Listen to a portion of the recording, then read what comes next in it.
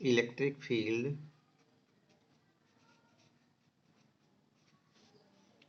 at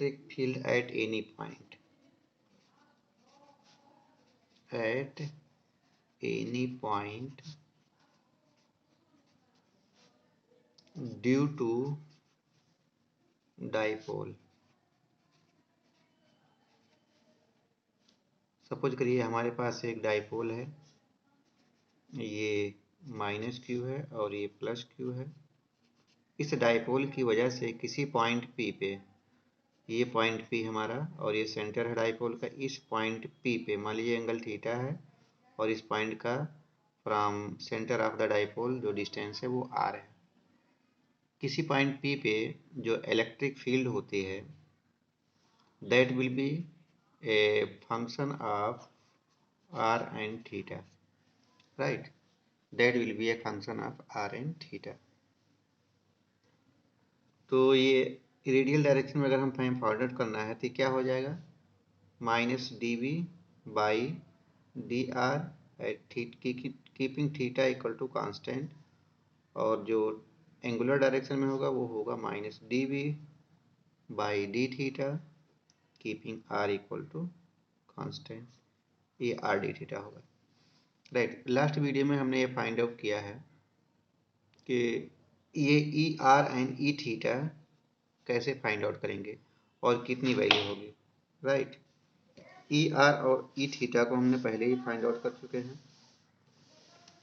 previous video में हमने E R और ई थीटा को फाइंड आउट किया था। इसका जो वैल्यू आया था वो है ई आर हमारा आया था, E R will be equal to 1/4πε0 2p cos theta by R cube, और जो ई थीटा आया था वो हमारा था 1/4πε0 p sine theta by R cube. तो इस पॉइंट P पे जो हमारा रेडियल डायरेक्शन में होगा वो हो जाएगा हमारा ई आर, और जो एंगुलर डायरेक्शन में होगा दैट विल भी हमारा ई थीटा।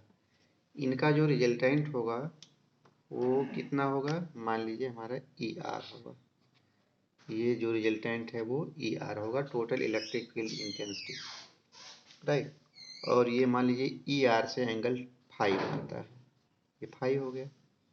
तो ई आर कैसे फाइंड आउट करेंगे, E R will be the vector sum of E radial direction और एंगुलर डायरेक्शन। तो ई कैपिटल आर, ये कैपिटल आर मान resultant electric field intensity, that will be E square equal to E theta square plus E R square. E theta हमारा कितना है 1/4πε0 P sine theta by R cube, इसका पूरा whole square, plus E R कितना है 1/4πε0 2p cos theta by R cube, इसका पूरे का स्क्वायर।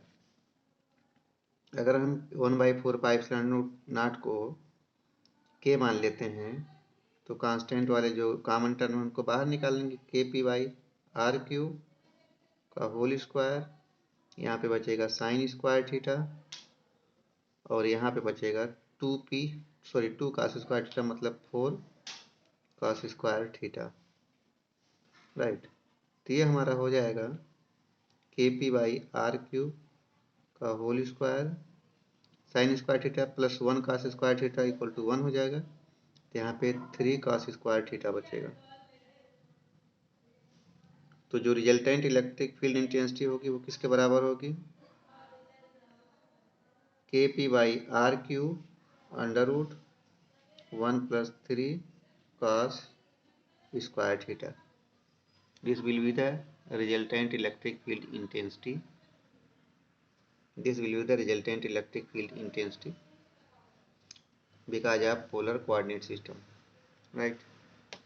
और अगर हमें एंगल फाइंड आउट करना है कि कितना एंगल होगा, इसको कैसे फाइंड आउट कर सकते हैं, तो जो tan थीटा होगा या tan phi होगा ये angle. tan phi we can write ये वाला पार्ट, सॉरी ये वाला पार्ट प्लस ये वाला पार्ट, मतलब E theta by E are.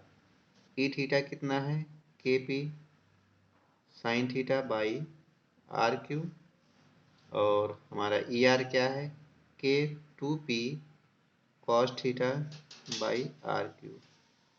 तो we can say tan phi, phi is the angle between the resultant of the electric field and radial component of the electric field intensity।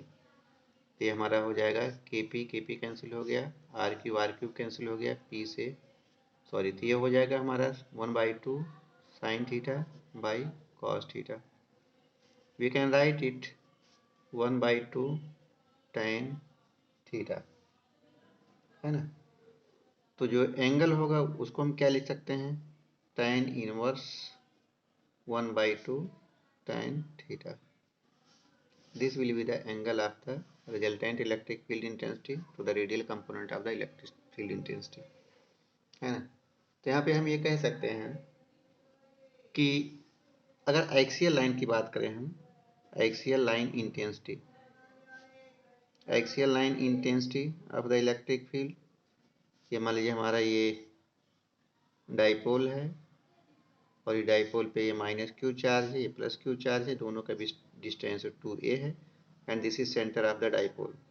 तो axial direction में किसी point P पे मान लीजिए distance r है, तो axial direction में किसी पॉइंट P पे जो इलेक्ट्रिक फील्ड इंटेंसिटी होगी दैट विल बी r। यहाँ पे थीटा क्या होगा हमारा 0 होगा, तो कितना हो जाएगा, that will be equal to 2p by 4 pi epsilon naught r cube. और अगर हम इक्वेटोरियल पोजीशन की बात करते हैं, मतलब perpendicular bisector of the dipole, हमारा पॉइंट यहाँ पे है, that will be in equatorial plane. Equatorial plane में क्या होगा, थीटा कितना होगा π/2, और उस केस में जो इलेक्ट्रिक फील्ड इंटेंसिटी होगी वो कितना हो जाएगी p/4 pi epsilon naught r cube. तो ये हम कह सकते हैं जो इक्वेटोरियल प्लेन में इंटेंसिटी है that will be 1/2 times the axial plane intensity, है ना। एक्सियल ऑब्जेक्टिव टाइप क्वेश्चन में पूछा जा सकता है कि एक्सियल प्लेन इंटेंसिटी दी हुई है तो इक्वेटोरियल प्लेन में इंटेंसिटी कितनी होगी, सिंपल 1/2 होगी, है ना। नेक्स्ट टॉपिक है trajectory of A charge body in uniform electric field. मान लीजिए हमारे पास ये यूनिफॉर्म इलेक्ट्रिक फील्ड है, सॉरी मान लेते हैं हमारे पास ये एक्स एक्सिस है और ये वाई एक्सिस है। जो इलेक्ट्रिक फील्ड इंटेंसिटी है उसका डायरेक्शन है डाउनवर्ड साइड में। This is direction of electric field intensity, this is electric field intensity. और हमारे पास कोई पॉजिटिव चार्ज है, मान लीजिए चार्ज क्यू है और उसको हॉरिजॉन्टल डायरेक्शन में u नॉट स्पीड से सेंड किया गया, फेंका गया, प्रोजेक्ट किया गया। तो आपको ये पता होना चाहिए कि जो चार्ज कोई चार्ज पार्टिकल क्यू है उस पे अगर इलेक्ट्रिक फील्ड इंटेंसिटी ए है तो इलेक्ट्रिक फील्ड इंटेंसिटी की डायरेक्शन में जो फोर्स होता है that will be equal to Q ई।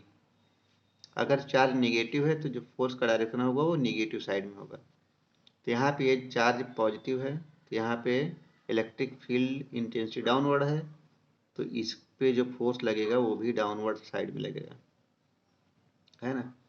तो यहाँ पे जो फोर्स होगा that will be equal to Q multiplied by E.